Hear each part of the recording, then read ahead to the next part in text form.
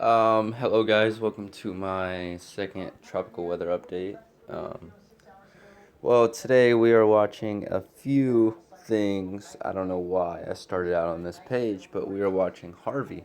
And right now it's a 40 mile per hour tropical storm. Hurricane hunters are in progress of the storm. And right now they're not really finding any west, like a well defined circulation. The best circulation they can find is below 13 north at the moment, which would mean that Harvey hasn't gained any latitude over the last few days, which would be good because that means it would have a better chance of slamming into Central America. But I don't. That could just be the way it's elongated. That could just be the southwest side and the center somewhere more up towards 14 north, which is more likely because the way the spin is looks like that. They're finding higher pressures than they did yesterday at the moment, and yeah, we'll wait for that progress of that mission to go on. But as you can see, here's Harvey right here. He isn't looking so good at the moment. I mean, as you can see, um the dry air to the northwest of it, and then there's shear coming from. There's northerly shear hitting it right now, but that's about to change in the next 36 to 48 hours, and I'll show you why.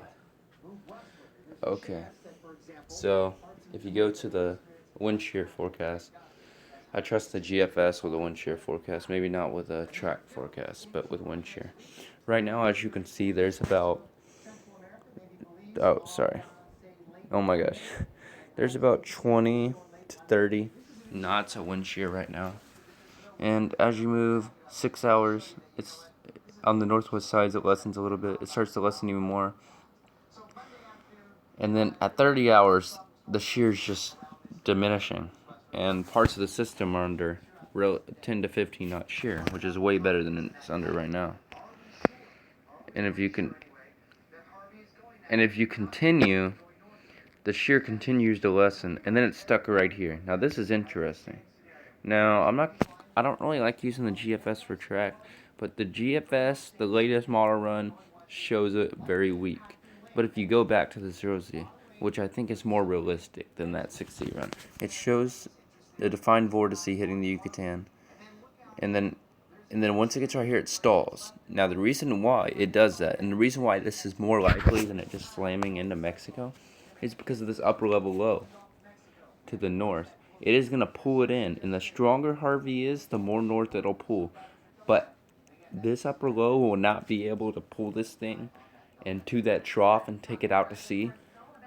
It would have to be a Category 5 at this point. Even stronger, it would have to be a Hurricane Matthew to do that. But it looks like at least that anyone along the Texas western, well, mainly Texas coastline and the Mexican coastline should watch this. I don't know if Louisiana should watch this only because this upper level low will be moving west with time, as you can see. See, it moves west, and then it brings this system north-northwest. It's unlikely to bring it north-northeast because it's going to already be attached to that upper level low, and it won't be able to get attached to this trough digging down because the trough's going to move away slowly.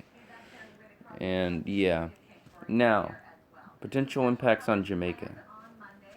My friend Andre Dixon lives in Jamaica, and as of now, it looks like you can definitely get some 30 tropical depression, maybe light tropical storm force winds from Harvey. Here, they're in Jamaica, so if you're in Jamaica, just stay cautious and check your weather forecast. It shouldn't get too windy, but it will be windy enough to cause a little bit of trouble. And that's that. Now, if you go to our hurricane models, which I believe are doing a better job with Harvey at the moment, the HWRF, it weakens it. But at 39, okay, look. At 15 hours, it's not closed. It opens up the way. But then here, at 33 hours, it starts to strengthen. And that's around 78 west, which that is a good scenario because if you look at the more conservative hurricane model, the new one that came out this year, it even has it stronger than last run. And see, it strengthens it pretty deeply, but it runs it into Central America and then goes north. But by the way, if this happened, it would get pulled due north to Texas. This is pulling it due north. It's just stalling it at the moment. But if you go on the HWRF, and this was even more interesting for the Texas coastline. It strengthens it slowly, and it's not over aggressive.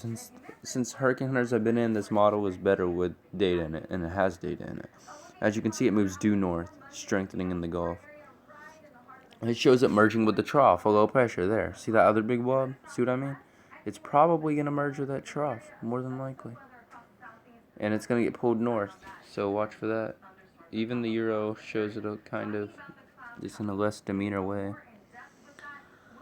The Euro shows this also happening.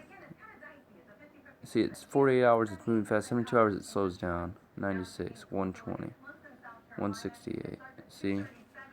All models show this now. Even the GMA shows it.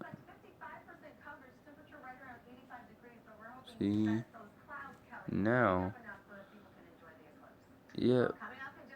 That's pretty much, well, we might as well show you the UCMET model. The UK model. If you go over here, you go to Twitter. You go right here. Profile. Follow me on Twitter if y'all want. You don't have to. Here it is. Okay. Now, the UCMET has really trended north with this. Now it has it at 20.5 north. Slowing down. As about a 60 mile per hour tropical storm. So that'll need to be watched. And then you got my favorite model. This is the model you need to watch because this is the one the NAC actually uses a lot. Okay, so you go over here. Go to the 19th.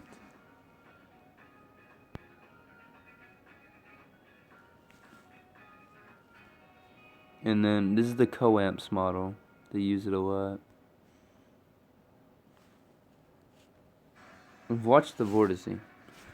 It goes west, it weakens, right? At the very last frame, you see it pull north, though. See that? That means it's going to go towards Texas, and that runs a strong storm. So, everyone along the coastline should watch that. But if there is one more thing to watch, and that is 92L, which percentages have lowered to 2040.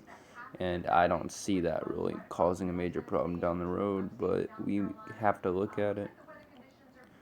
It's getting beaten by shear at the moment, and it's going to have a brief 12-hour period of where there won't be any shear, but this thing probably won't survive because you can see all the dry air pushing out of the storm, and it's lagging. But yeah, I'll give that about a 50-50 of developing down the road. And yeah, everyone enjoy y'all's day and enjoy the solar eclipse. Make sure to have fun. Have a great day.